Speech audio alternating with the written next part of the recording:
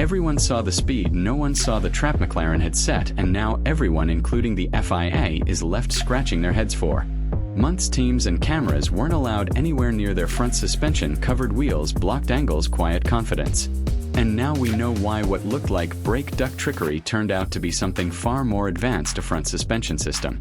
So aggressive, so precisely engineered, it's redefining what's possible under current F1 regulations, and now for the first time we can actually see it and understand how they're using it to dominate. So is this McLaren's real secret weapon, or just one piece of a bigger advantage no one else has cracked? But first, please like and subscribe for more F1 content, and if you want the full breakdown, keep watching, because this changes everything for teams like Red Bull, Ferrari, and Mercedes. The warning signs started early in Bahrain. McLaren's tire life was already suspiciously good in Australia. They stayed in the operating window longer than anyone else by the time Miami arrived. Thermal imaging left no room for debate. The MCL39 held its pace with a kind of eerie, unshakable consistency. Red Bull, who've built an empire on tire management, couldn't figure it out. They saw moisture forming near McLaren's rear rims. They saw brake ducts cooler than expected. They saw a car that didn't overheat in 50 degrees Celsius track temps, and they filed a protest. Twice the FIA looked in Miami and again later in the season and found nothing illegal. No active cooling, no pumps, no fluid redistribution, just clever use of air flow geometry and design. Which brings us to the real breakthrough. Photos and analysis finally revealed what McLaren had been hiding.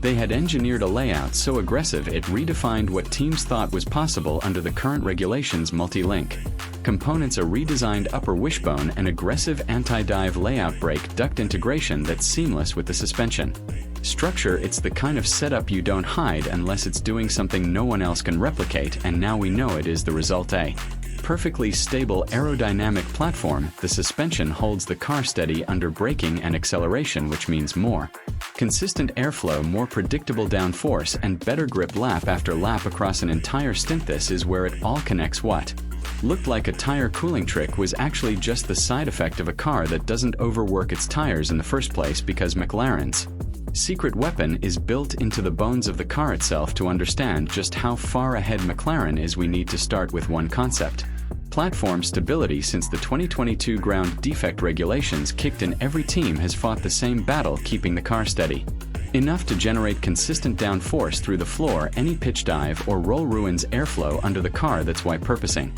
became such a nightmare early on, and it's why suspension design quietly became the key battleground in F1 engineering. Red Bull figured it out first with the RB18. Adrian Newey's focus on anti-dive and anti-squat was one of the hidden secrets behind their early dominance, but in 2025 it's McLaren who've taken that concept and cranked it to extremes. Their front suspension is the most aggressive interpretation of anti-dive geometry on the grid. At a glance it looks radical, but until recently no one could even see it clearly. Now that the car has been fully photographed and dissected, what we're looking at is a multi-link layout with a uniquely positioned top wishbone and an extended lower forward leg. Simple terms, this thing is engineered for total control. One of the key innovations is how this geometry creates a dynamic virtual steering axis, basically a way to manipulate how the front wheels behave under load without traditional mechanical inputs. It's similar in spirit to Mercedes's old dash system, which allowed for dynamic toe angle changes, but this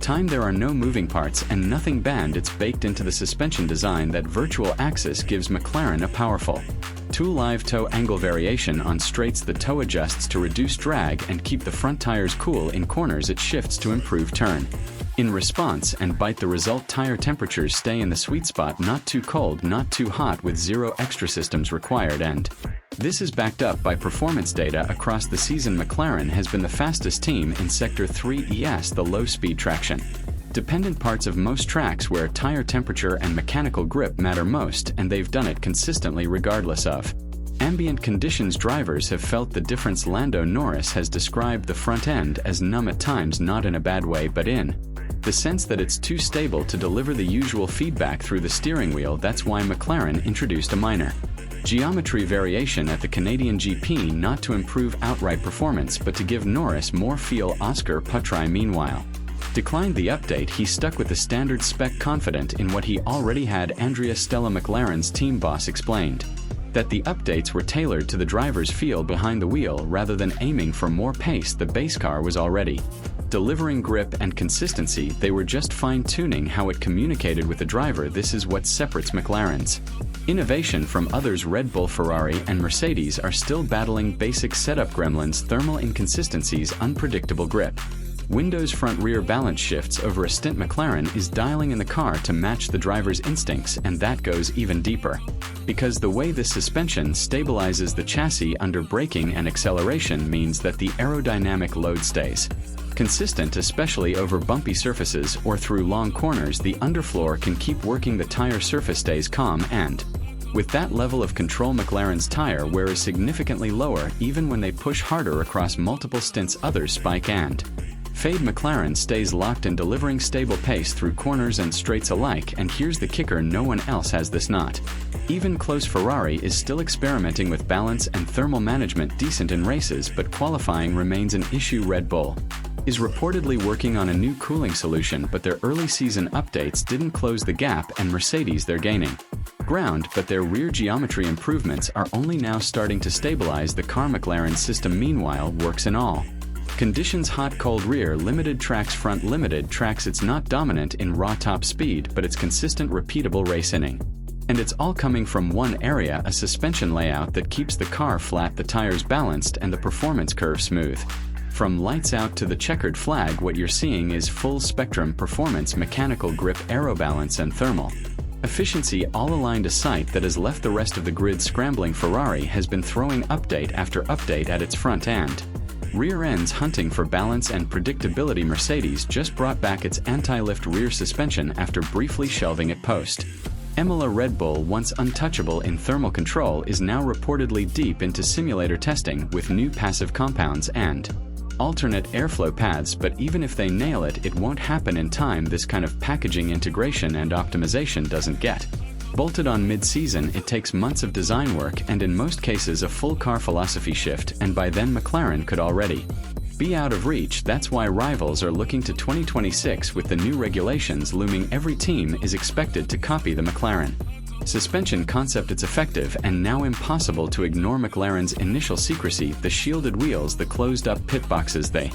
tight camera control is over now. The paddock knows exactly what they've done, and while it's too late to replicate for this year, it won't stay unique forever. That's also why the FIA is stepping in a move that went under the radar. The World Motorsport Council just amended the 2026 technical regulations to explicitly ban any device, system, or procedure that heats, cools, or maintains the temperature of wheels, brakes, or hubs, closing a loophole that many suspected McLaren was exploiting. Even if the MCL 39 isn't breaking rules now, the FIA has made sure no one can take that concept further. The same document added a new rule stating suspension fairings must be internally sealed to prevent any internal airflow, another sign that governing bodies are anticipating a wave of McLaren-inspired tricks in the next regulation cycle. None of this is retroactive. McLaren isn't being punished, they haven't even been formally accused, but the message is clear: your advantage won't last forever. That gives the Woking-based squad a unique window. They